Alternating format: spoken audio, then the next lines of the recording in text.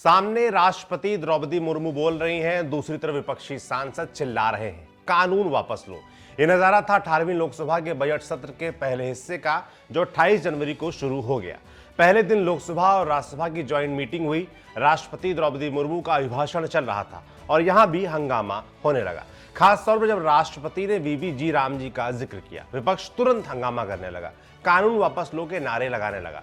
सामने पीएम मोदी और अमित शाह समेत एनडीए सांसद मेज थपथपाते नजर आए। ग्रामीण क्षेत्र में रोजगार और विकास के लिए विकसित भारत जी राम जी कानून बनाया गया है।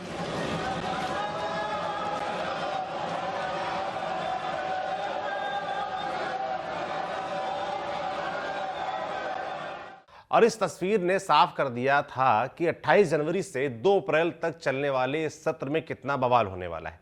आप सोचेंगे इतना लंबा सत्र? नहीं, ये 2 हिस्सों में होगा। पहला हिस्सा 28 जनवरी से 13 फरवरी तक चलेगा और दूसरा हिस्सा 9 मार्च से 2 अप्रैल तक होगा। इस दौरान कुल 30 बैठकें होंगी और इन सारी बैठकों का ब्यौरा आपको न्यूज पिंच पहुंचाता रहेगा। नमस्ते, मैं हूं सौरभ त्रिपाठी और आप देख रहे हैं संसद की बात। आज संसद में क्या हुआ वो तो आपको बताएंगे, पर इससे पहले क्या क्या हुआ है जो आपको जानना चाहिए और इस सत्र पर वो असर डालेगा, पहले वो बताते चलते हैं। आपको पता ही है पिछला सत्र कितना हंगामेदार रहा था, खास तौर पर एसआईआर और वीबी जी राम जी एक्ट को लेकर। इस बार विपक्ष तैयार है। इसके रुझान ऑल पार्टी मीटिंग में मिल गए। इसमें विपक्ष ने वीबी जी राम जी एक्ट और एसआईआर पर चर्चा की मांग की, जिसे खारिज कर दिया गया। संसदीय कार्य मंत्री किरण रिजिजू ने कहा कि इन मुद्दों पर दोनों सदनों में पहले ही बहस हो चुकी है और कानून पास होने के बाद उसे वापस नहीं लिया जा सकता। विपक्ष ने सरकारी कार्यसूची जारी न होने पर भी आपत्ति जताई, जिस पर सरकार ने सही समय पर जारी करने का भरोसा दिलाया। माना जा रहा है कि विपक्ष इस सेशन में भी एसआईआर, वीबी जी राम जी कानून समेत भारत पर यूएस द्वारा लगाए गए tariff, foreign policy, air pollution का मुद्दा, इकोनॉमी, टीनेजर्स के लिए सोशल मीडिया पर बैन जैसे मुद्दों पर चर्चा की मांग करेगा। खैर, अब बात कर लेते हैं आज यानी सत्र के दूसरे दिन की। सुबह सत्र शुरू होने से पहले प्रधानमंत्री नरेंद्र मोदी ने मीडिया को संबोधित किया। कहा, भारत आज दुनिया के लिए आशा की किरण बन चुका है। भारत और यूरोपीय संघ ने एक मुक्त व्यापार समझौता किया है। ये इस बात का प्रतीक है कि आने वाली दिशाएं कितनी उज्जवल है, भारतीय युवाओं का भविष्य कितना उज्जवल है। सुनिए। आत्मविश्वास भरा हिंदुस्तान आज विश्व के लिए आशा की किरण भी बना है, आकर्षण का केंद्र भी बना है। इस क्वार्टर के प्रारंभ में ही भारत और यूरोपियन यूनियन का फ्री ट्रेड एग्रीमेंट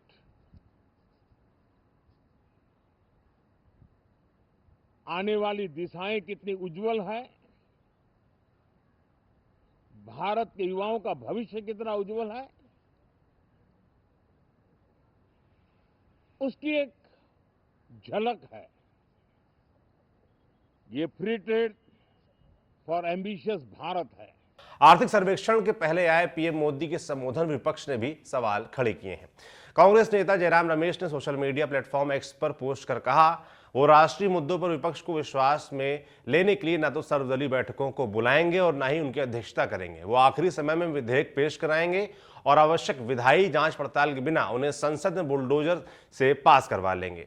वो संसद में बैठकर विपक्षी नेताओं की चिंताओं का जवाब देने के बजाय दोनों सदनों में चुनावी रैली जैसे भाषण देंगे। हर सत्र की शुरुआत से पहले वो संसद को पृष्ठभूमि बनाकर अपना हमेशा की तरह पाखंड से भरा हुआ देश के नाम संदेश देंगे। आज के प्रदर्शन उसी सिलसिले का हिस्सा है। ये बयान उसी रुझान को पुख्ता कर रहे हैं जिसका हम जिक्र शुरुआत में कर रहे थे कि सत्र कितना हंगामेदार रहने वाला है। खैर, आज की बात करते हैं। चलते हैं लोकसभा के अंदर। कार्यवाही की शुरुआत प्रश्नकाल के साथ हुई। सवाल जवाब के दौरान कांग्रेस के झुंझुनू राजस्थान से सांसद ब्रिजेंद्र सिंह ओला ने सवाल उठाया कि राजस्थान सबसे ज्यादा टोल देता है, फिर भी जयपुर दिल्ली हाईवे NH-48 की हालत खराब क्यों है? कि राजस्थान देश में सबसे ज्यादा टोल दे रहा है और विगत पिछले 5 साल में, जैसा आपने उत्तर में बताया है, लगभग 29,700 करोड़ रुपए का टोल राजस्थान से संग्रह किया गया है। जवाब देते हुए सड़क परिवहन एवं राजमार्ग राज्य मंत्री अजय टम्टा ने बताया कि राजस्थान में 174 टोल हैं और नियमों के अनुसार काम हो रहा है। भरोसा दिलाया कि जयपुर दिल्ली हाईवे के अंडरपास और मरम्मत का काम जून 2026 तक पूरा कर लिया जाएगा। राजस्थान में दिल्ली जयपुर के अंडरपास जून 2026 तक पूरे हो जाएंगे। बीजेपी सांसद अरुण कुमार सागर ने पूछा कि यूपीए सरकार की योजनाओं की तुलना में पीएम आवास योजना में क्या सुधार किए गए हैं। माननीय, मैं जानना चाहता हूं कि किन योजनाओं के समाप्त होने के बाद शहरी गरीब के लिए प्रधानमंत्री आवास योजना में क्या नए सुधार किए हैं और इसका लाभ देश के गरीब लोगों को कैसे मिल रहा है। माननीय, जवाब देते हुए आवास एवं शहरी मामलों के राज्य मंत्री तोखन साहू ने बताया कि पिछली योजनाओं का लाभ गरीबों तक नहीं पहुंचता था, जबकि पीएमएवाई के तहत करोड़ों घर बनाए गए हैं। उन्होंने उत्तर प्रदेश और शाहजहांपुर के लिए विशेष आंकड़े भी बताए। 2014 के पहले की सरकारों ने विकास के नाम पर केवल खाना पूर्ति किए, योजना या तो कागजों में सिमट करके रह गया या घटिया निर्माण होने के कारण उसका लाभ गरीबों तक नहीं पहुंचा। चाहे वह जवाहरलाल नेहरू राष्ट्रीय शहरी नवीकरण मिशन हो या राजीव आवास योजना हो, इसका लाभ लोगों को उस तरह से नहीं मिला। उत्तर प्रदेश में हमने 21 लाख से भी ज्यादा आवास स्वीकृत किए हैं। इसलिए उत्तर प्रदेश के माननीय सदस्य उत्तर प्रदेश का पूछा, इसलिए जवाब दे रहे हैं वे। जिसमें से 17 लाख बेटे जवाब नहीं करते हैं। घरों में काम प्रारंभ हुआ और 17,17,000 आवास पूरे कर चुके हैं, लाभार्थियों को सौंपे भी जा चुके हैं। बिहार के महाराजगंज से बीजेपी सांसद जनार्दन सिंह सिग्रीवाल ने पूछा कि बिहार में हर घर नल का जल योजना की क्या स्थिति है और आंकड़ा भी मांगा कि कितने घरों तक जल पहुंच गया है। कि बिहार के अभी तक कितने घरों तक यह नल का जल गया है और वहां किस तरीका से पूरे 100% घरों तक यह पहुंच जाएगा। इस पर केंद्रीय जल शक्ति मंत्री सीआर पाटिल ने जवाब दिया कि बिहार के लिए कोई डेटा उपलब्ध ही नहीं है, क्योंकि राज्य ने 2019 में शुरू किए गए मिशन में हिस्सा ही नहीं लिया था। देखिए, सदस्य ने पूछा है कि उनके बिहार में क्या स्थिति है, तो बिहार सरकार ने जल जीवन मिशन में हिस्सा नहीं लिया, उन्होंने अपने पैसे से काम किया है। प्रश्नकाल के बाद वो हुआ जिसका सबको इंतजार था। भारत की केंद्रीय वित्त मंत्री निर्मला सीतारमण ने लोकसभा में आर्थिक सर्वेक्षण 2025-26 पेश किया। वित्त मंत्री ने जानकारी दी कि वित्त वर्ष 2027 के लिए भारत की जीडीपी वृद्धि दर 6.8% से 7.2% रहने का अनुमान लगाया गया है। सरकार ने कहा कि जीएसटी की दरें घटाने से डिमांड को सपोर्ट मिला और अगले वित्त वर्ष में घरेलू मांग, निवेश में मजबूती रहने का अनुमान है। सर्वेक्षण पेश होने के बाद लोकसभा स्पीकर ओम बिरला ने सदन को 1 फरवरी 2026 तक के लिए स्थगित कर दिया। A copy each of the following papers, Hindi and English versions: Economic Survey 25-26, Economic Survey 25-26 Statistical Appendix। चलिए अब चलते हैं राज्यसभा। सेशन की शुरुआत चेयरमैन सीपी राधाकृष्णन ने सदस्यों को कुछ हिदायतें देते हुए की। कहा कि सांसद जन सदन और उसकी कमेटियों की बातचीत में असरदार योगदान दें और सरकार के बजट प्रस्तावों पर सोच समझकर और अच्छे सुझाव दें।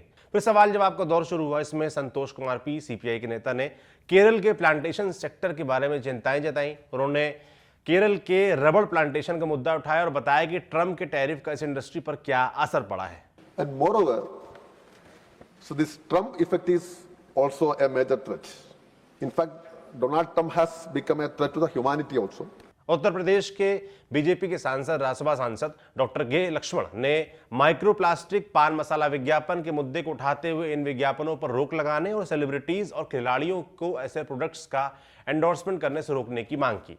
I suggest that some stringent regulatory enforcement is needed and to strengthen the monitoring of surrogate advertisements, clearly define what constitutes indirect promotion. CPIM के डॉक्टर जॉन ब्रिटास ने भारतीय एयरलाइंस में प्रीडेटरी प्राइसिंग, सुरक्षा और मोनोपोली का मुद्दा उठाते हुए भारत में एयरलाइंस की शोषणकारी प्राइसिंग स्ट्रेटजी पर बात की। उन्होंने कहा कि महामारी के बाद से हवाई किराए में 120% की बढ़ोतरी हुई है। Sir, if you look at the airfare hike in this country, pre-pandemic and post-pandemic, when we stand in 2026, there is almost 120% increase in the airfare. Rajasthan से कांग्रेस के सांसद नीरज डांगी ने राज्यसभा में सोने और चांदी की बढ़ती कीमतों की तरफ ध्यान दिलाया। उन्होंने कहा कि सोने व चांदी की कीमतों में बढ़ोतरी हमारे देश में पॉलिसीज की नाकामी दिखाती है। सुनिए।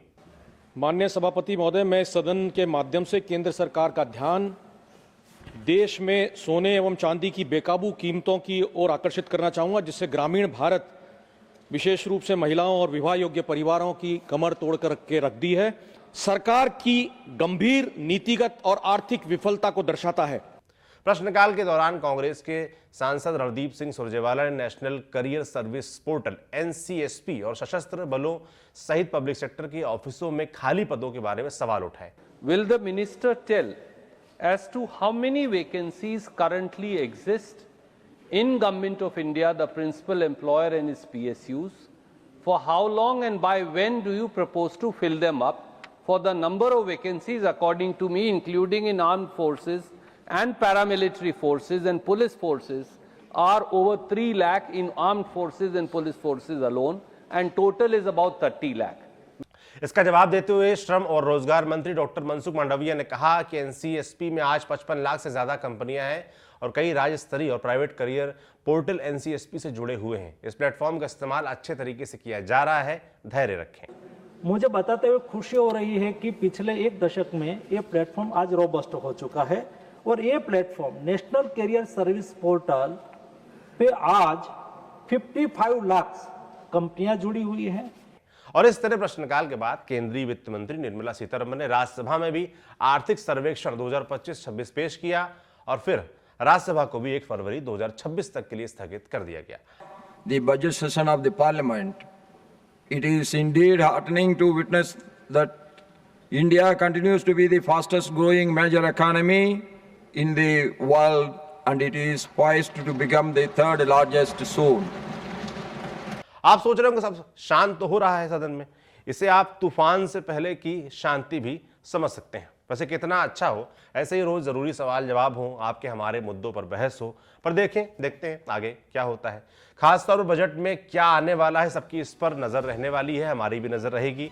इसके अलावा लोकसभा में 9 विधेयक भी लंबित हैं, जिनमें विकसित भारत शिक्षा अधिष्ठान विधेयक 2025, प्रतिभूमि बाजार संहिता 2025 और संविधान 129वां संशोधन विधेयक 2024 में शामिल है। इन पर भी इस सत्र में बात हो सकती है, हमारी नजर इन सब पर रहेगी और जो होगा जैसा होगा आप तक हम पहुंचाते रहेंगे, बताते रहेंगे। आप अपने सुझाव भी हमें देते रहिएगा कि संसद में आप क्या देखना चाहते हैं। धन्यवाद। मैं सौरभ त्रिपाठी हूं, कैमरे के पीछे मेरे साथी सुधांशु हैं। देखते रहिए न्यूज पिंच।